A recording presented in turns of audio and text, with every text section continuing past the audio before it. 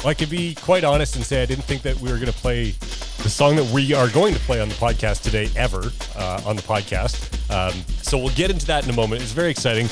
Collectively, this is Complicit here with Andrew from Fill the Void Studios, Cevilain, and numerous other things in and around Ottawa. And then we have Ella and Jason, who collaborated on the song Blinding Lights by The Weeknd. Yeah. Which is amazing. And so thank you guys for being here, all of you. Oh, thanks for having us, man. So I guess, Andrew, we'll start with, tell us a little bit how Complicit was conceived, how you got it off the ground, that whole thing. I was on like a bit of a hiatus with Cevilain at the time. I just needed to kind of like slow down a bit and figure out, what I wanted, because I'd been in bands all the way since like before high school. Like I was in bands like from grade 8 all the way till now, and I never had any time off. So actually the second band I was in, Jason was the drummer in it. Wake in Suburbia. Yeah, we were little celebrities in high school. It was awesome. It was great. But anyway, so yeah, like I just like I kind of wanted to explore what I do without having to look for approval or looking for any type of outside I guess critique from anyone else in the creative project. I wanted to take something all the way from conception all the way to release without any outside influence, really. Obviously that quickly changed in a different way, but I was just like, yeah, let me try to put something together. So I started doing these like short 1-minute covers about a year ago, just to kind of dip my feet in the water. Right. I remember seeing a lot of those being posted as good lockdown content, right? Yeah, it was right when quarantine started. I started with like old school tunes, like some of my favorite tunes, like from way back, like "Follow Me" by Uncle Kracker, and that Bad Religion tune. I think it's the one about the forest fires out in LA. Oh, Los Angeles is Burning. Yeah. Yeah, Los Angeles is Burning. Lonely Day was one of them by System of a Down. I did a whole bunch of them, and then I was like, hey, well, like these are fun and everything, and like people are enjoying posting them. I was getting hundreds of likes on them, so I was like, okay, I'm gonna try to like take this to the next level, and I started recording Icy Fire as one of those short covers, and then I was like, my voice doesn't sound good here. My voice rarely sounds good on anything. So I was like, I need to find someone to kind of do this. And it was weird. It kind of all happened when I was sitting for breakfast at my kitchen table, and I was scrolling through Facebook, and I saw this video that was like an America's Got Talent video, and some girl that was like 14, 15, 16 was on the stage and killing it. She was awesome. But then I was like, this is weird, because I have a student that's like a better singer than this person who got into like the finals on America's Got Talent. And that's when I quickly texted up Ella. I was like, are you down to do something? She's like, yeah, absolutely. So we should touch on that. You are also, in addition to having a home studio and production and playing in a band, you also teach music as well. Yeah. I'm a music teacher by trade, I guess. It's like kind of, half my income. So I, between the producing, mixing, and everything that I do, the teaching is kind of something I do 3 to 4 days a week. Right. Just put food on the table and stuff like that, something consistent. I also love like working like privately with students, because like I find that I can really like be contagious with like my passion for it. So a lot of my students tend to kind of go down that career path as well. Ella being one of them. Not that I'm the only one who coaches Ella. She's got a couple of other teachers too that do the same thing with her. But yeah, basically I was like, hey, yeah, let's do this cover of Icy Fire. It's my favorite Ed Sheeran song. It's Lord of the Rings themed. I love Lord of the Rings. So I was like, let's do it. So it's a long tune, lots of elements. There's timpanis, there's acoustic guitar, there's violins that I had to play on a piano. Like that was quite the production. And the amount of vocal layers we had to do with Ella, like to get that crowd sound, we had to do like 15, 16 vocal layers of her singing the same thing over and over again. Wow, that's nuts. 15 layers. I remember in the studio, she's like, another one? I was like, yeah, just do it again until I say stop. And then we just kept going over and over again. But yeah, anyway, then it kind of just took a life of its own. After I See Fire came out, What a Man Gotta Do came out. Actually, What a Man Gotta Do came out after, even though it was... Which is a Jonas Brothers song. Yeah. That came out first, but it was actually filmed second and recorded second. But anyway, I feel like I just need to throw that context in because not everybody who listens to the podcast is going to be necessarily familiar with these songs, right? So fair enough. So that is the Jonas well, Brothers. That's the beauty. Exactly. That's the beauty of it. A lot of these songs are well written tunes. They're just, I feel like they're not done to their potential. So that's where I come in. I love how you're like, thanks, The Weeknd. However, we're going to elevate your song now. That's great. So, and you're doing this by mining talent from your students, which is great. So Ella, great job on the vocals. Tell me what it was like. What else have you done? Have you done other content that has been kind of released, or is this like the first thing that you've put out there? Well, I'm in Andrew's band program, so we've released like an EP in like 2019.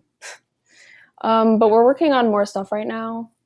But like in terms of like recording stuff, like I've never really done anything except like actually I've done some recording in like musical theater camp when I was like a kid, but I don't think that's the same thing.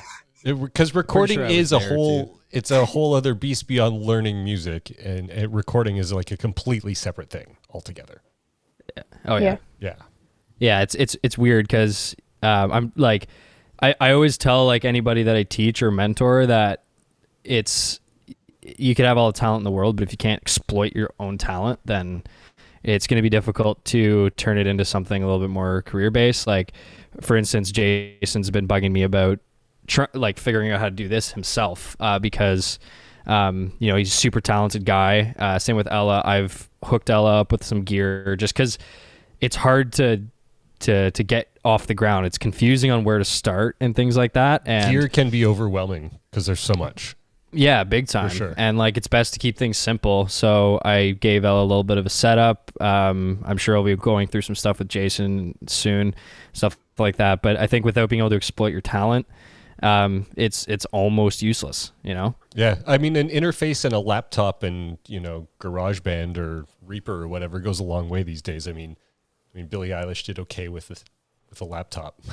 Yeah, and a TLM 103, which is like the mic I have here, and she would just hold it in her hand and she would do all of her vocals like that, which is like a big no-no. Like never touch the mic when you're singing into it. But yeah, she just sat there and held it and sang into it. And it sounded great. That's crazy. No. So Ella, how old are you then? You're still in high school? I'm 15.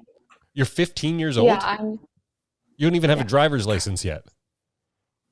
No. Wow. Okay. I mean, well done. I mean, you killed it for the vocals on that. How long have you been singing? Since you were a kid? Since I was like 7, I think. Did you kind of have an idea that you had a good voice at that age already? Or did someone push you towards it?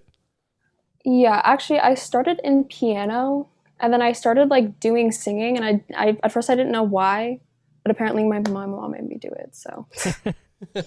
Well, you got to do what your mom tells you to do. So you're setting a great example. That's fantastic. That never changes, even when you're our age. You always do what your mom tells you. I love my mom. Do everything for her. See, look at Jason now, because he thinks his mom might see this as well too. He's like, I love my mom. Yep. I'm a good boy. Round of applause for the moms. There we go. Good job. Yes. All right, so Jason, you went to high school with Parms then. So what was high school Andrew like? Oh man, honestly, the funniest kid out there. Honestly, like I don't know, like it was just a good time. We were in a band together, and I don't know, man, it was always a good time. I don't know, it was just good. So one of the things that I noticed from watching the videos, Andrew, is that like I know that that some of your students had taken part, of course, Ella with Blinding Lights. But it seems like you're the same age as them looking at the videos. It's like, oh, this is like a brother-sister act or something. Yeah. I mean, it's the dynamic that we're kind of going for. Like, obviously, like, Ella kind of presents herself as she's got a voice that, like, totally can match and surpass people quadruple, double, whatever her age. Her professionalism and her vocals isn't affected by her age. So It's like when we're working in the studio, it's just like ideas just kind of fly off. We just try stuff. If it doesn't work, just delete it, move on. It's super easy dynamic to work on. Same with Wetmore when we're in the studio. It's like, does that work? Yeah, cool. All right, moving on kind of thing. Like we're super easy going with the whole thing. And when we're all playing side by side, the whole idea is like, even though the shots are separated into each individual person because it's easier to shoot that way, it really is like a group dynamic. And even though Jason and Ella actually haven't met until right now, this was where I was going next. Yeah, which I think is hilarious, by the way. Yeah. I'm glad my podcast could bring you two who have recorded a song together to meet each other for the first. Do you guys want to have a conversation? We can just sit back if you'd like to chat about stuff if you want. I'm sure we're gonna work together in some other way down the line. Yeah, definitely. Ella, do you have any questions for Jason? How? Actually, I don't know. Wait, let me. You don't have to have one. Why did you decide to wear a hat and a sweater? Yeah, that's a great question. Honestly, halfway through recording it, I even said to Parms, I was like, oh man, like I'm sweating so much. I'm so hot. Your basement's a freaking sauna. Yeah, it's bad. There's a lot of equipment running down there. It was stupid. I mean, it was kind of like cold weather, me going over there. So like I wasn't wearing a jacket. I just kind of wore my sweater and hat inside, and then just kind of sat down, started recording, and it was like, oh man, I need to take this hat off. He's like, nope, you can't. Continuity. Continuity. Yeah. Unless you're going to change your outfit for every single shot, it's got to be the same in every shot. That's right. Yeah. So I think when I showed the video to Ella after it was like done or close to being done, her first thing that she said was, "Why is he wearing a toque and a sweater?" Hold on. I mean, this is something that I think as a slightly older gentleman here, this is something that I see with millennials quite often. And Ella, I don't even, you're like another generation beyond that, but I see young people often wearing toques in the summertime. And I'm like, how is that not the itchiest, most uncomfortable thing in the world? Well, it never, looks cool. Ever worn a toque in the summertime. I don't understand what kids do this. You see it though too, right? Like I'm not. Man, it must just be like a style thing. It's fashion. I love the way it looks. Like, oh. You love the way it looks? I love the way it looks. Probably smells awful though. Like no, probably smells gross. Yeah. Like baseball caps are vented and they breathe a little bit and like they can get pretty rank after a while, you know? Like oh, yeah, they can. Okay. We're going off on toques and we really shouldn't. I want to get to the video now. It's such a great cover. It's such a great reinterpretation. I love when covers are done and they take it somewhere completely different. And I think that's what you guys did. So do you want to say anything about the song before we get to it? Yeah. I saw the Super Bowl, obviously. Well, not obviously, because I don't think anybody else here saw it. But when I watched the halftime show, the Weeknd's performance blew me away, and it actually was weird because usually I pick songs based on like popularity and stuff like that. But this time, it is a super popular. It went like triple platinum or quadruple platinum or whatever. But it's more of a coincidence for me because when I heard the song, like for the Super Bowl performance, it's played a little bit differently. It's not done the same way on the recording. There's live drums. There's like a couple of other like guitars and stuff like that. So my brain started firing off ideas. I was like, let's that would be cool if there was a lead riff there. It'd be cool if like that part was done with octave guitars.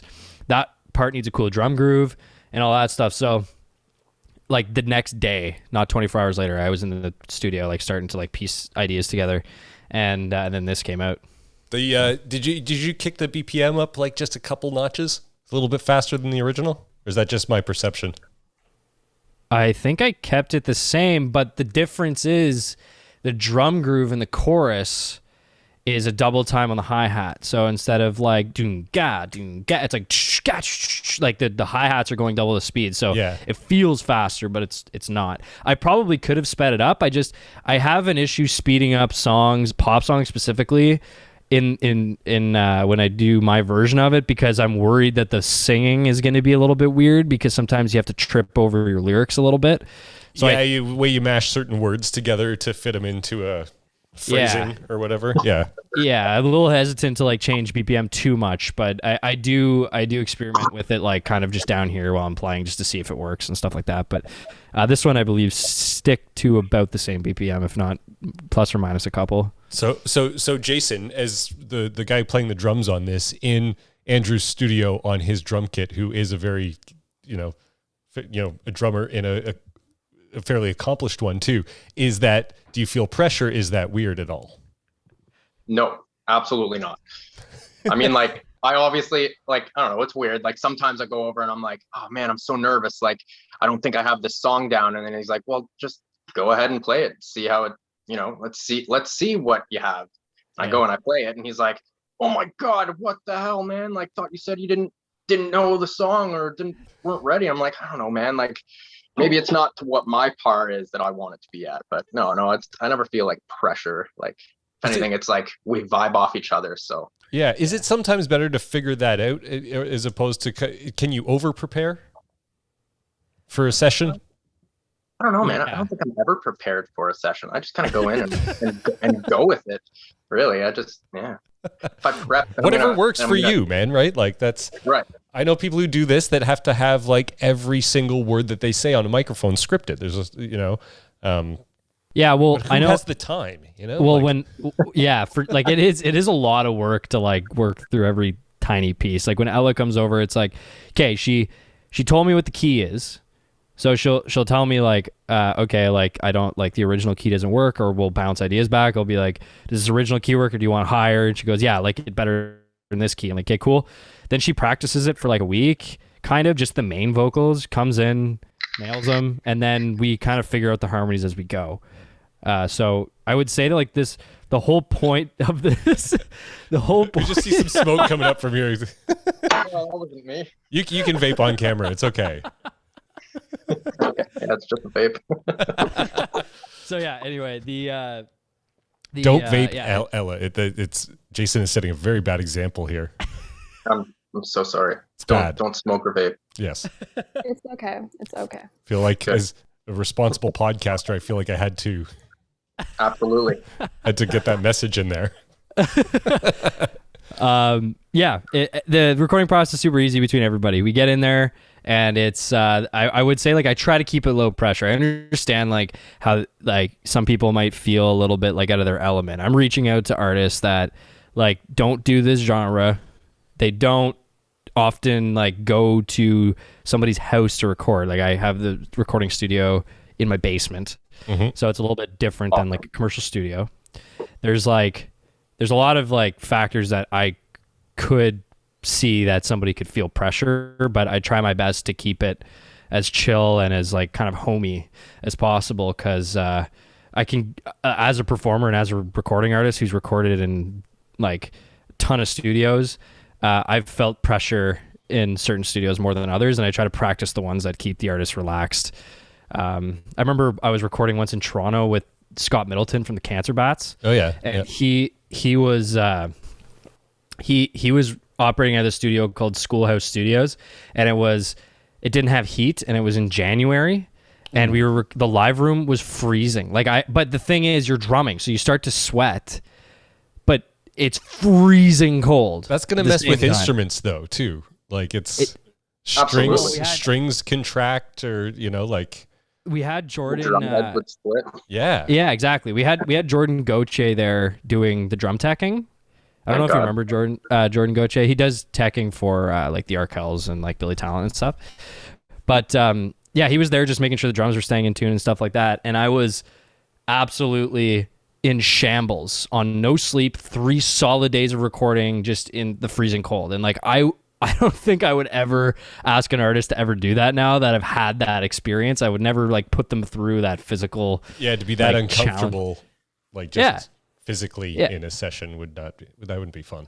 I tried to do this once before, but I will try to segue to the song here. I just want to, Ella, as the youngest person to have ever been on the podcast now, I want to know what kind of music that you're into personally. Like, what do you listen to on your own time? What's cool now for us older folk who don't know what cool is anymore?